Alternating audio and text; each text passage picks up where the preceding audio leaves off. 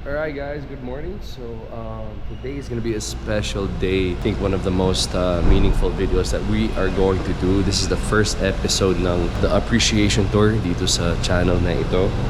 We are going to Batangas at mag-aabot tayo ng konting tulong sa isang tao na grabe yung pinagdaanan niya nung bagyong Christine. You know, yung tulong na yun isn't, you know, pansamantala lang yun eh. But I want him to feel na na-appreciate natin siya through me, from you guys. Because grabe yung grabe talaga yung pinagdaanan niya. I can't imagine yung nararamdaman niya. So, let's go meet him and show our appreciation para sa kanya. Let's go!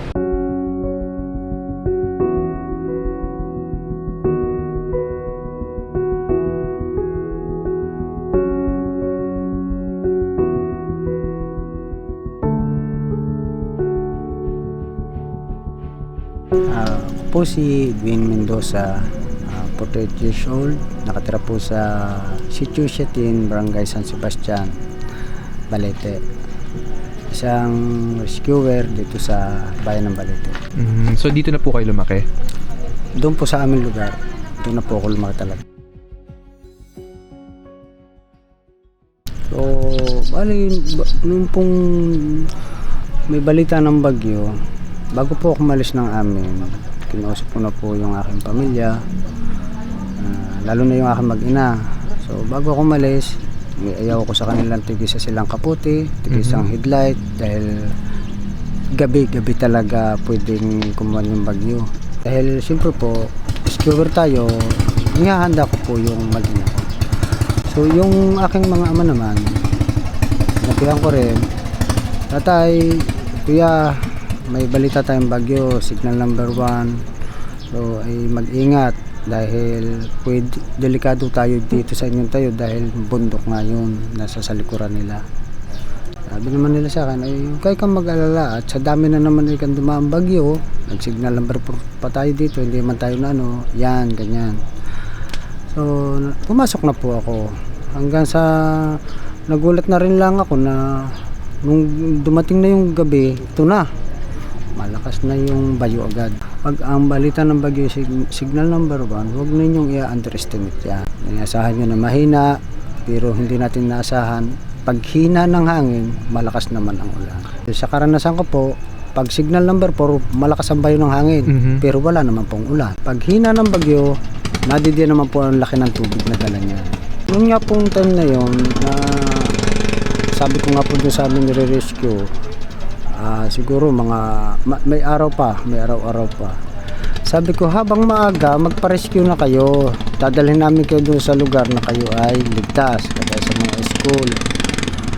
So, yung iba talaga, hindi mo mapilit dahil meron naman talaga mga kababayan natin na hanggat maaari ay iwanan ng tahanan. Ang totoo po niyan, yung iba, bago pa nagpa-rescue, alas 8 na ng gabi. Kaya halos buong magdamag, naghahakot kami ng tao.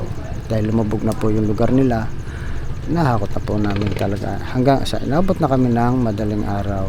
Sadya po noong nagre-rescue na kami, nadyang magdamag, halos buong magdamag na bayo ng bayo ang hangin na may kasama pang ulan. Doon ko po talagang ako nagre-rescue ay ang isip ko nasa pamilya ko. Nung umaga na nga po, sabi ko doon sa aking head, ate, kailangan ko pong umuwi. Sabi, bakit? Delikado po tayo naman ng mga tatay ko. Sabi siya kay, sige, ganito lang. Dahil delikado, lubog ika ang sala, ang Luok, San Sebastian ika, diyan ka ika dadaan. Dahil hindi naman po kayo sa lawa, dahil malalaki naman ang alon, sobra. Ay, ipakukuhan ko muna, ipamomonitor ko muna yung dadanan mo. Dahil wala na tayo komunikasyon, wala na pong silbi ang cellphone noon. Ngayon, ang inutusan niya ay kapatid ko, yung rescuer din, at saka yung aking siyang kumpare, si parang Herman, na ang naging order niya doon sa dalawa, kung kaya nyo dumiretso na Siatin, dumiretso na kayo, pilitin nyo mapaalis ika yung inyong tatay doon sa area. Wag na kayong papayag na hindi sila aalis. So, yung dalawa hindi na po nakabalik. Ibig sabihin, na-trap na po sila dito sa may barangay San Sebastian. Lumubog na rin po yung San Sebastian. Doon na po sila nag-rescue na rin. Oh. Hindi na rin po nila malalakaran yung bundok dahil sira-sira. Lahat po gumuho na. Lahat po talaga po yung landslide na. Kaya ngayon nag-alala na rin yung si ma'am, si Ate Jo na even yung sinugo ko para i-monitor yung dadaanan mo hindi na nakabalik. Ano kayang nangyari sa mga yun? Wala tayong komunikasyon. Mga ilang oras po yun? Siguro po dahil nung utusan niya ay umaga ay hanggang hapon talaga wala kaming komunikasyon. Sa hanggang yung isang driver namin ay namaalam din na ma'am ay ako po sasaglit lang sa bahay dahil nung may komunikasyon pa tinitiklapan na daw ang kanyang bahay. Okay. Siyempre nag-aalala din po siya sa kanyang pamilya. Natrap naman po dyan siya sa sala, hindi na po siya nakaalis ng sala, doon na po siya na-rescue ng aming ambulansya. Na bumalik siya sa akin, sabi ko, pare, anong nangyari ika? Ay rescuer ika, na-rescue din. Wala na pa rin dadaanan. Nakatanggap siya ng message. Yung message, yung utol ko na sinubo niya doon sa pagmumonitor ng dadaanan ko. Ma'am, wag na po ninyong pauwiin si utol, delikado po. Dahil kami po natrap na dito sa San Sebastian, hindi na po makakalagos na sa atin, sira-sira na po ang bundok. Doon din niya natanggap ang message na yung bahay ng mga ama ko ay wala na may 7 kataong nawawala. Hindi naman nag-atubili si ma'am na bumalik agad. Na sinabi na sa akin, yun, kaya pala siguro ikaw ay kinakabahan na ay may nangyari na sa pamilya mo. So mula sa pagkabata ako, alam ko wala akong sinagasaan na kapwa ko. Pero ba't ako binigyan ng pagsubok? Ma'am, ang sakit ka ako nang nangyari sa buhay ko dahil rescuer ako. Sa ibang tao pa ako na siyempre tulungan natin. Pero pagdating doon sa pamilya mo na ikaw ay nasiro, sobrang sakit. Tapos ang isang masakit pa niyan, sir, ang dami naming rescue na kahit na nawala ng buhay sa dagat. Pinamakatagal naming pagre-rescue sa lawa ay 2 araw. Nakukuha namin yung labi. Bagamat patay, nakukuha namin yung labi. Pero ang pamilya ko hanggang sa ngayon 6 pa ang nawawala. Ginawa na namin ang lahat hanggang sa yung mga tropa natin.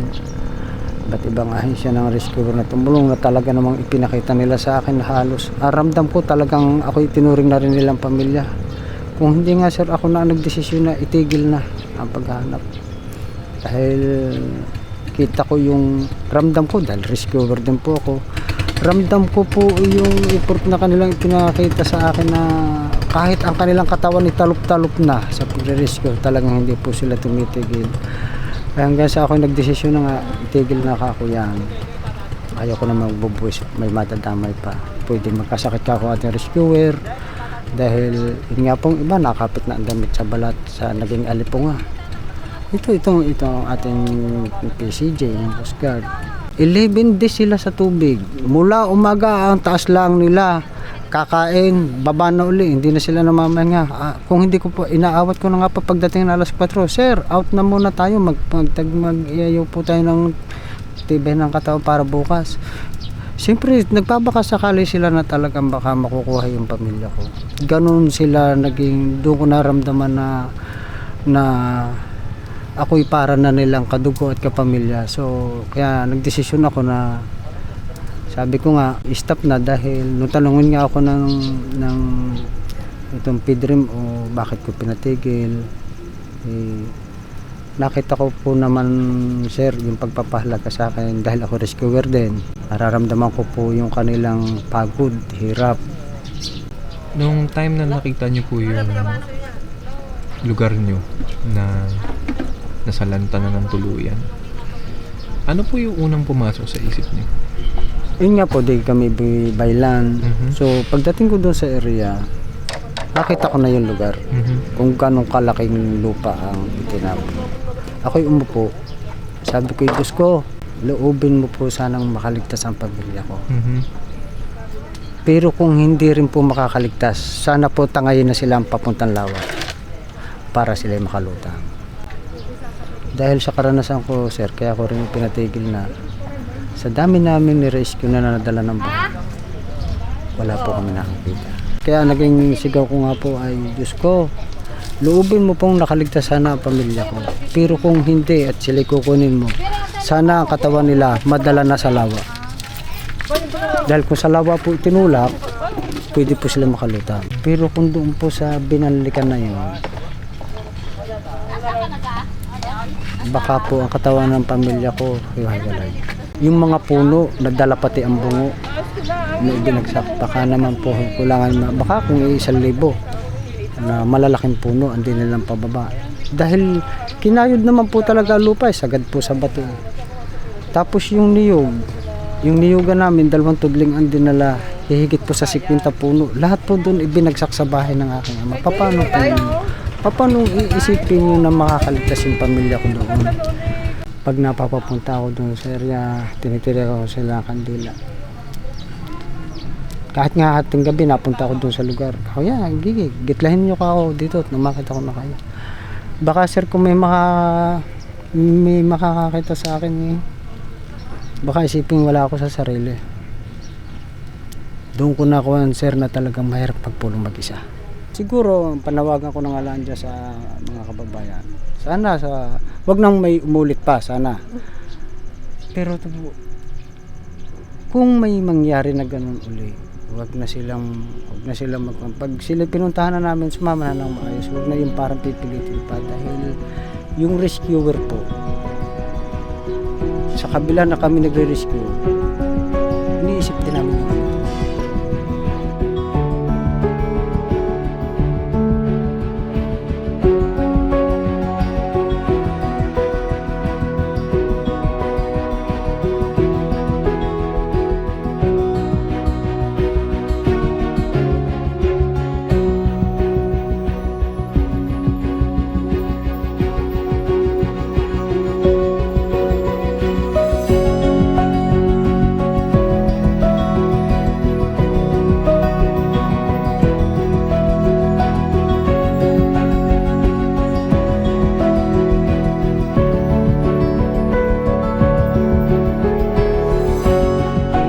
rescuer na tinutulungan pala natin si Sir Edwin.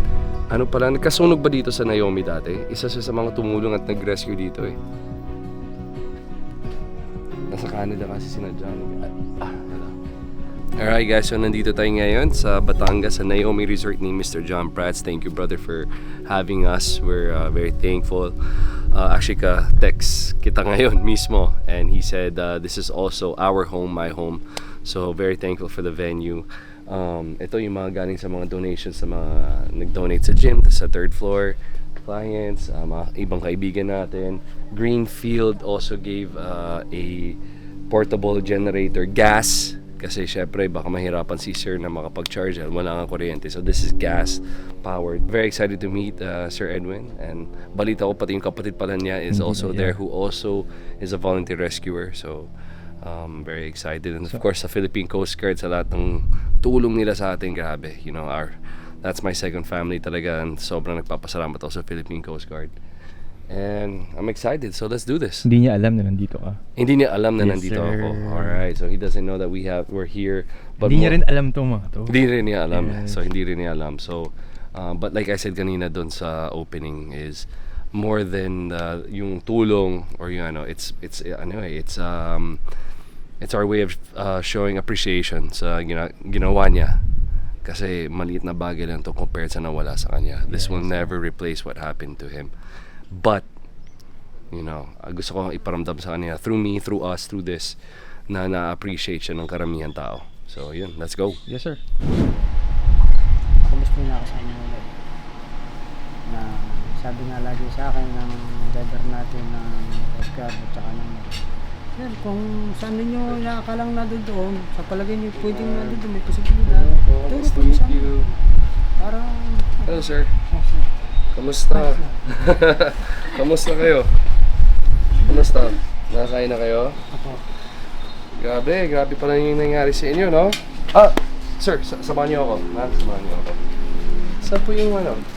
May kapatid kayo na rescue din? Ay, umalis na. Umalis na. Sige. Lakad tayo konti. Parang ko kayo sa TV Patrol. Kayo yung una ko nakita. Na ano pa? Na parang na landslide yung bahay niyo, no?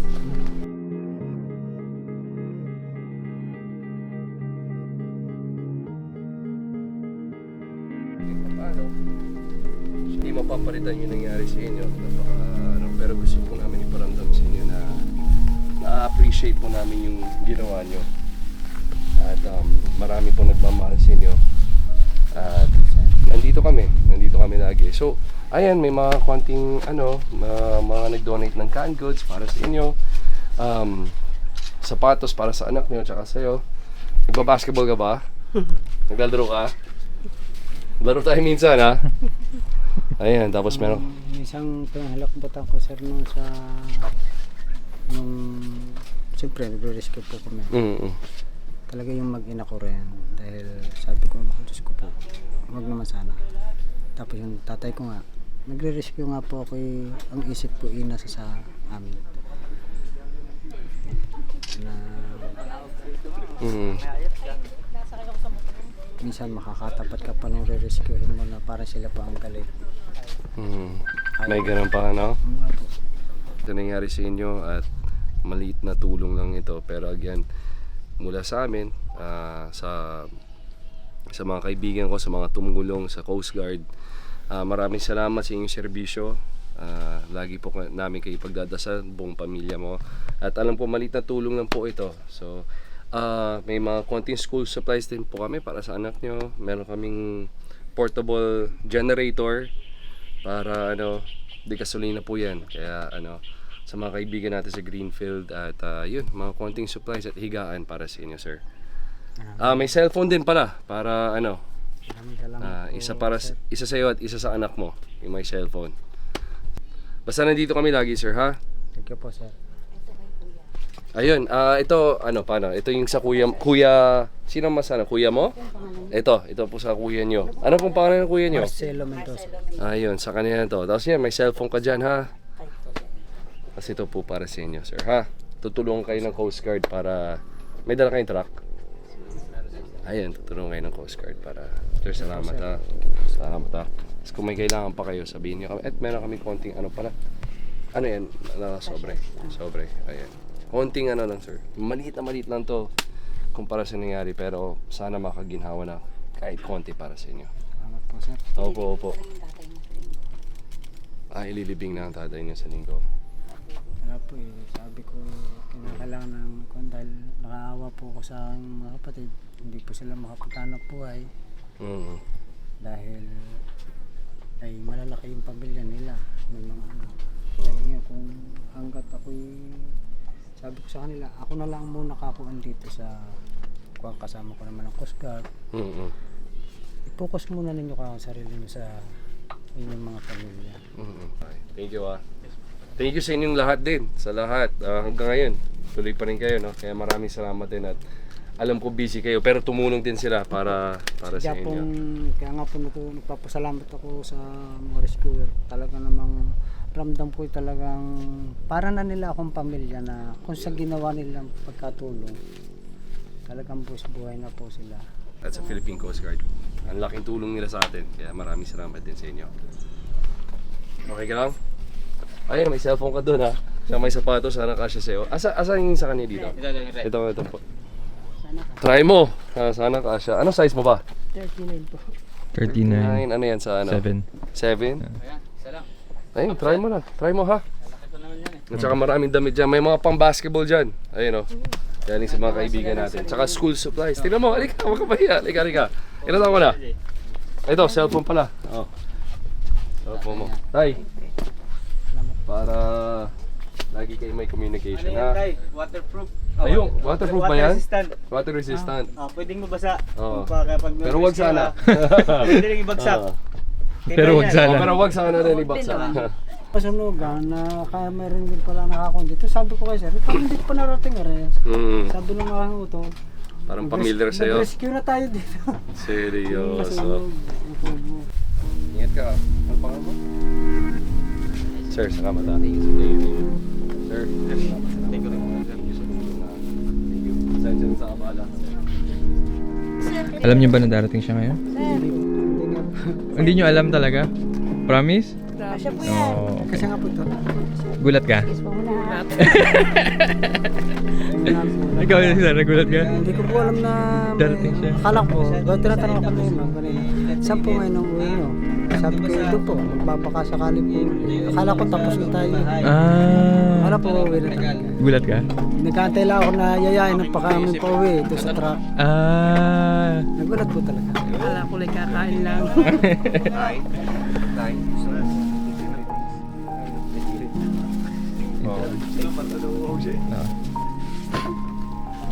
Maraming salamat po sa dito po sa ating Philippine Coast Guard, tapos kay Sir na hindi ko inaasahan na makikita ko dito. Talagang alam ko pagka akala ko niyayalaan talaga kami ng pagkain. Tapos sabi sa akin ni ma'am, "Ay sir, pagkatapos natin dito, saan po, anong plano po ninyo?" Ikaw kay ma'am, babalik na po ako doon at magbabaka sakali. Baka may makikita ko sa akin. Babalik pa po kayo ulit. Inantay ko nga po na yayain na kami papunta sa truck. Hindi ko po talaga alam na dadating kayo sir. Anyway, boss, maraming salamat. Nakita namin umiti ka kahit papaano. Salute, yes sir. Ingat po kayo lagi.